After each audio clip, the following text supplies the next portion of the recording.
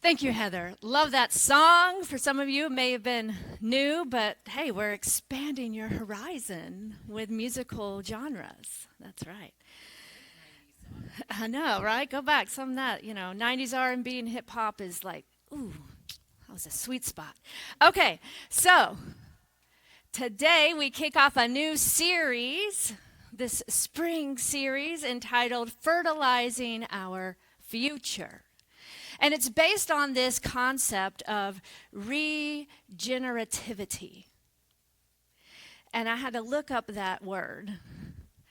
And the idea is, in essence, it's about embracing the cyclical nature of life that we see exhibited in nature.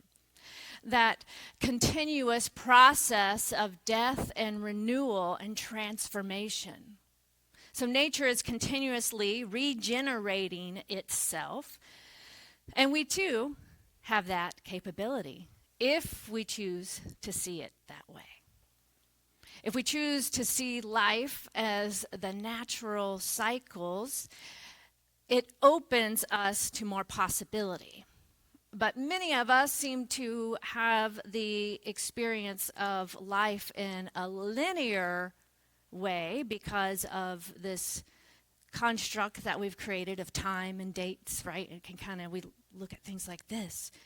But we have to lean into the beauty again and the wisdom of nature to remind us that our life isn't like this, or like we sometimes think it should be like this, and then when anything doesn't feel like it's always going up, we get discouraged.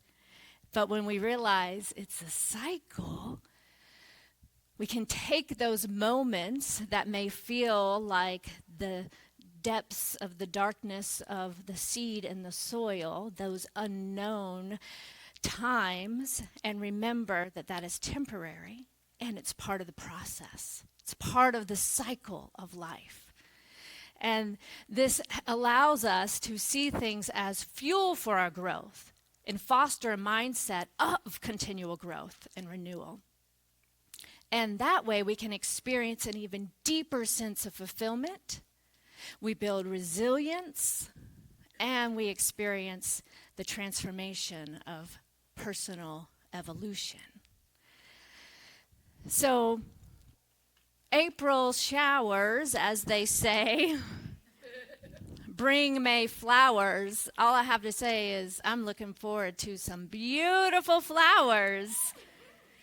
And I do have to admit, I picked a pretty good week to go to the beach this past week. So not to make you all too jealous, but I was unfortunately, or fortunately for me, not woken up by the sirens and the possibility of tornadoes and the storm and the constant rain.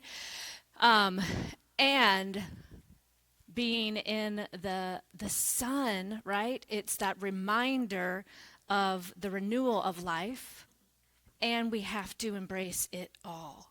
The rainy days, the darkness, in order to experience the growth and the beauty and the light, and to appreciate it a little bit more, right? Yeah. So we kick off this spring series by looking at how to be intentional gardeners of our own inner landscape. Just as gardeners cultivate a rich, fertile soil to provide the right ingredients and environment to support growth, we too must tend to the soil of our souls. Say that 10 times fast. The soil of our souls, creating the perfect conditions for our transformation, for us to experience the growth and abundance and fulfillment of life. Our lives are filled with experiences. Some that lift us up and nurture us, and others that challenge and stretch us sometimes beyond what we may think is possible. When I was on the Gulf Shore this past week, I noticed like the dunes are here, and then about halfway down, it's like white soft sand beach, and then it gets to where it's kind of the wet sand where the tide comes in and out, right? And about halfway into that white sand, pretty close to the wet where the tide comes up, was one little green shoot coming up. And I'm looking, I'm like, you're like 15, 20 feet from the dunes. And it's just this one, it looked like that. And except it had white sand under it.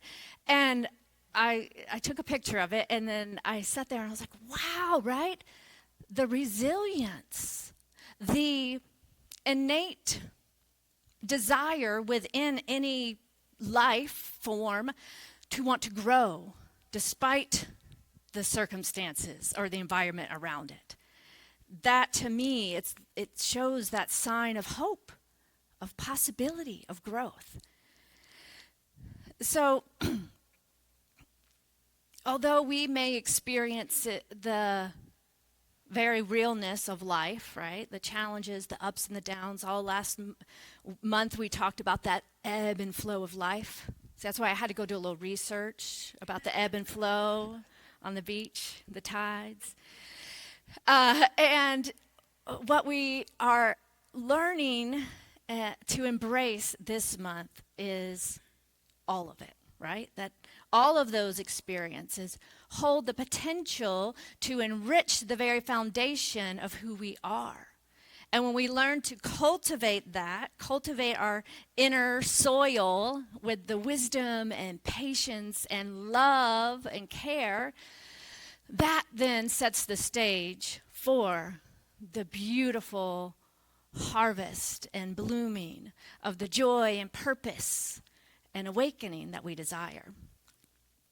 But first, we must come to reflect and acknowledge and embrace and accept those challenging parts of our journey. Because every challenge, every victory, every heartbreak, every breakthrough serves as that fertile soil, that nourishment for growth. And as I've said before, as compost, right?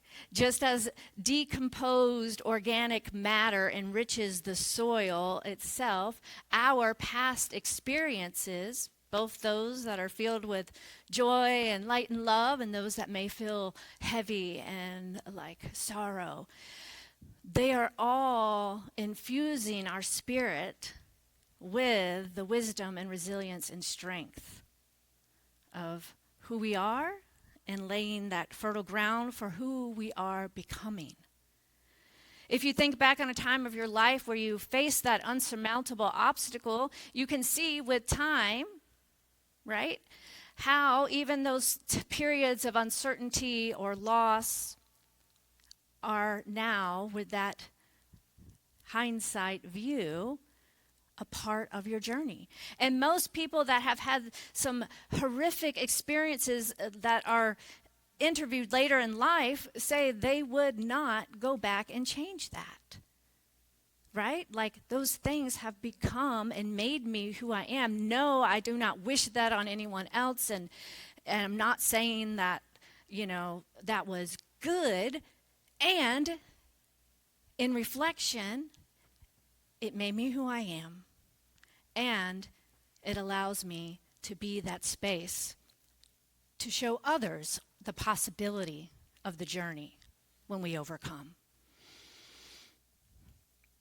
Perhaps it has deepened your compassion, strengthened your resolve, or illuminated a new path to take. So this is what I want us to get as far as this part of the message, is that nothing is wasted, right? The lessons we learn from our past, the struggles, become those very nutrients that make us stronger and more grounded. The theme this whole year is getting grounded, getting rooted in order to grow. So instead of viewing the hardships as setbacks, we can choose to see them as that essential compost and fuel us for the continued expansion of our life. It's all about perspective. And if we shift our perspective into one of hope and possibility, it lets us honor our past, not as something to deny or regret or escape, but as that rich, fertile ground of possibility. And that is where we reclaim our power and prepare our inner soil for the new dreams that we today, in this now moment, having experienced all we've experienced, are ready to plant. So, first step, right? Nothing is wasted. That's the shift in perspective. The second point here is nurturing our dreams takes tending, right? We must tend to those seeds. Our dreams are seeds of divine potential waiting for the right conditions to take root and to flourish. But just as a seed can't grow in barren soil, our aspirations require nourishment, attention, and care. First step is clarity. What do you truly want to experience, right? What do you want to plant seeds of? What are you called to cultivate in your life? What is that longing that stirs in your heart? And when we set those clear intentions, that gives us direction in which to focus our energy and align ourselves and become the space and the place and the being for which that possibility can come through. Right? Even the most well-planted seeds cannot thrive without the right support. So as the seeds in the garden needs tending to, needs the right ingredients of the sunlight and the water and the soil, that is where in our life we can look to community, the value of community support, yes? For the encouragement of one another, for the accountability sometimes to stay steadfast in our intentions, and for the support that comes in very practical and tangible ways. Perhaps resources that we may need that others have, information, talents to be shared, or just someone to simply laugh with and to be with that can build you up to be in that place, to stay confident on your path of your own heart's desires, for yourself, for your community and the world. Whatever these seeds are that we are wanting to consciously plant, we are here to support each other, which is why it's so important to surround yourself with those who celebrate your growth, who offer wisdom when challenges arise. It takes a village, as they say. And I'm so grateful to have this community. The support that comes when one experiences loss and things shift sometimes dramatically, by having a community to lean into for prayer, for meals, for rides, those things are the very, I don't know, what's the word, like the fruit of life. I don't know. It feels like there's some expression there. Yes, the essence, the beauty of life is found in community. So it's like we are in a garden together, and our growth is connected with each other's. So how can we provide those loving conditions for one another? So finally, we must tend to our dreams with consistent care. So once we realize that, right, life is a cycle, we go through these different times of darkness, and then there's times of growth, and I feel, spring, I'm always like hip, hip, hooray, just the energy that comes with it, right? It's like we made it through another, and this winter, I would say, this is one for us all to go a little bit like this with, right? Whew. We made it through. And here comes the sun, right? We are reminded to stay consistent with nurturing those seeds in our lives and those visions. in order to prioritize long-term success or long-term soil health. We must commit to the bigger vision, knowing that our dreams are not just fleeting wishes and desires, but if we have truly been called to something, it beats our heart, right? It stirs within our soul until it becomes a living and breathing reality. And to have the fortitude to nurture those dreams takes developing conscious habits as well. So the book of this month's theme related to this theme is called Atomic Habits. I think it's James. Hey, see, some of y'all know. I'll have to go back. I looked, I read it a while back, so I'm going to refresh myself on that. But I highly encourage you to check it out or recheck it out if you are familiar with it. Because it's so easy, right, to crave those immediate results in today's world of instant gratification, quick fixes, where we see people and think overnight success. And again, if you go deeper and watch some interviews, podcasts with quote-unquote overnight successes, like more recently Chapel Roan, everyone's like, she came out of nowhere, right? Overnight success. But then you listen to their story, and it's 10 years of showing up at gigs with 2 people, refining skills, networking, writing, rewriting, connecting, staying the course to then what seems to the public eye an overnight success. But we can trick ourselves by saying, well, they just did that or they just did that, and take ourselves out of the game. So I'm here to remind you that true lasting growth doesn't happen in a day. It unfolds over time, requires patience and trust and support. Take, for example, a farmer who prioritizes soil health. Instead of exhausting the land for short-term gain, they invest in sustainable practices, making sure that that soil remains rich and fertile for generations to come. In the same way, we must cultivate those habits and practices that nurture us in the long run. So a shift in perspective that may be helpful, it was for me, is to think more about who I must become in order to create the right conditions for that success that I desire, right?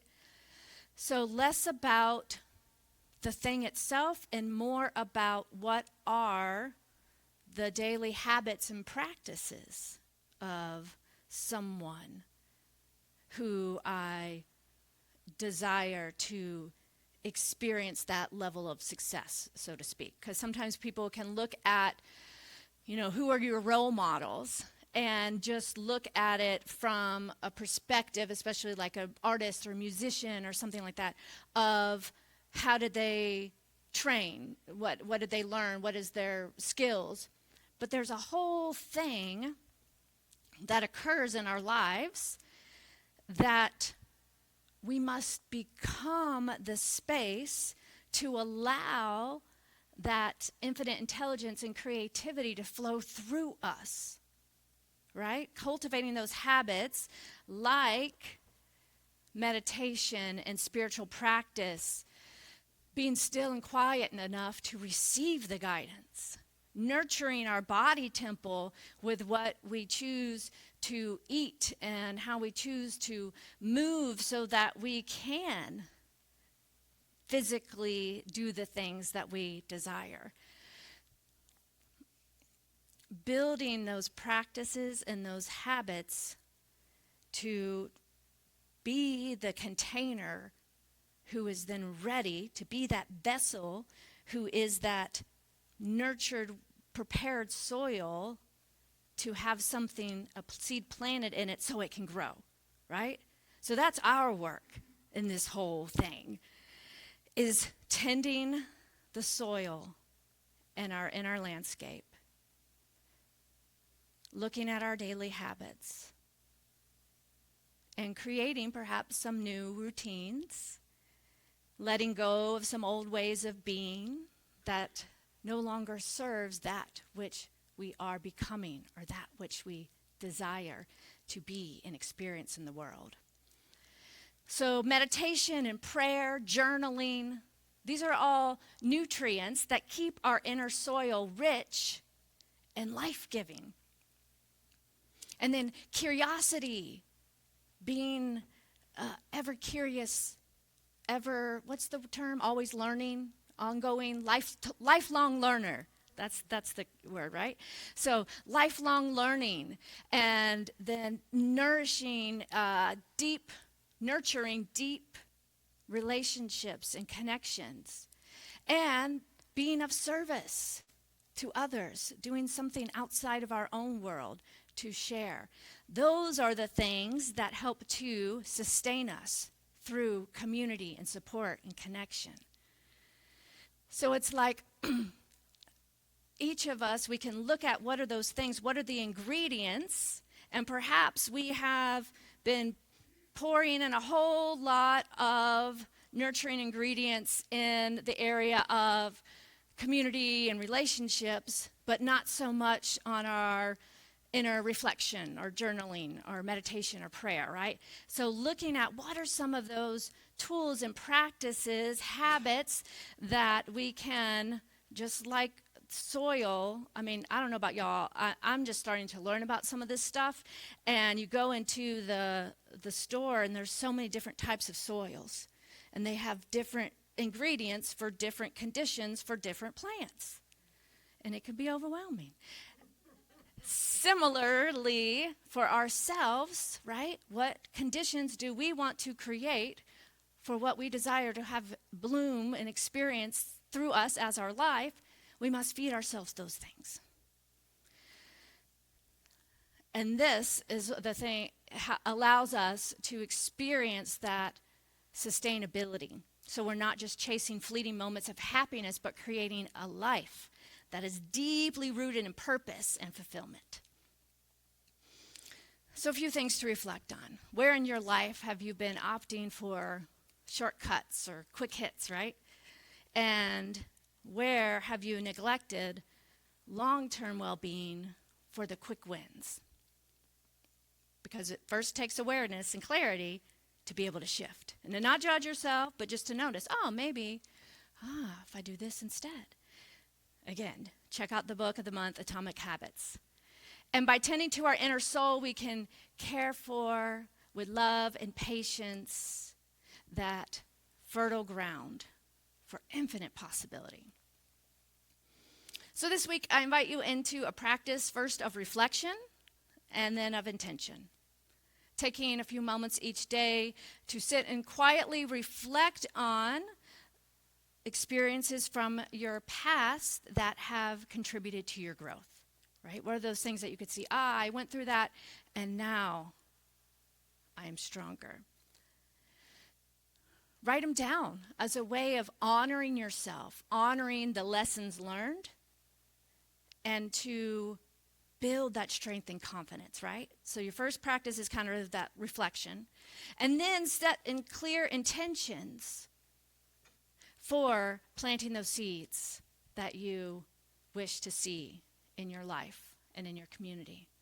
Visualize yourself taking one small, meaningful step towards this goal, perhaps shifting one practice, like I'm going to get up 20 minutes earlier and do this, or I'm going to go to the gym, or I'm going to reach out to this person who's in the field I desire to be in and ask for coffee and see how I can serve, right? Like an actual action step to start to till that inner soil and ensure that it remains fertile for the abundant life that is yours to cultivate. Because your soil is rich with potential and your past has already prepared you for your dreams are ready to bloom. So this week we will tend to our inner soil in our soul with love and then patience to allow it to unfold. Yes? Okay, let's take it into prayer. Let's just bring in this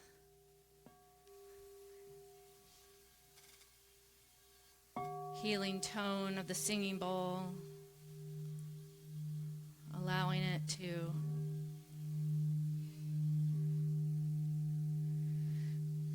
raise our vibration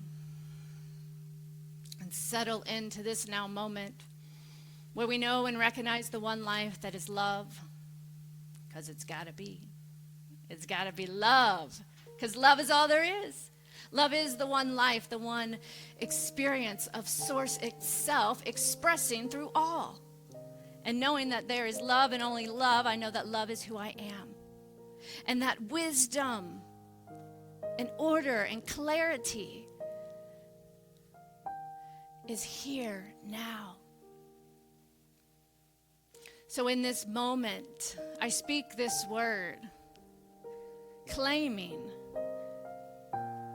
the divine order that is taking place right here, right now. In my life, in our community, in our country, in the world. Calling forth divine order, calling forth wisdom to be our guide always, to inform us, to lead with power and purpose, and knowing that love is the healer. Love is that energy that sustains. Love is that power that sets us free. Love is the guide that lights the path forward, even when we're not sure of the next step.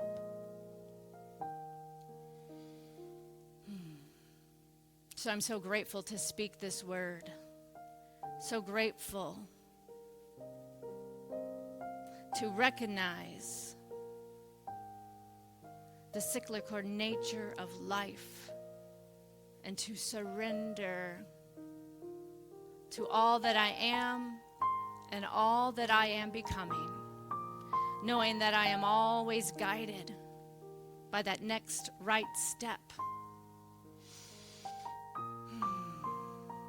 So I'm so grateful for the fulfillment of this word as I release it into the action of the law that always says, yes, my beloved, it is done and it is so. And so together we say, and so it is. That's right.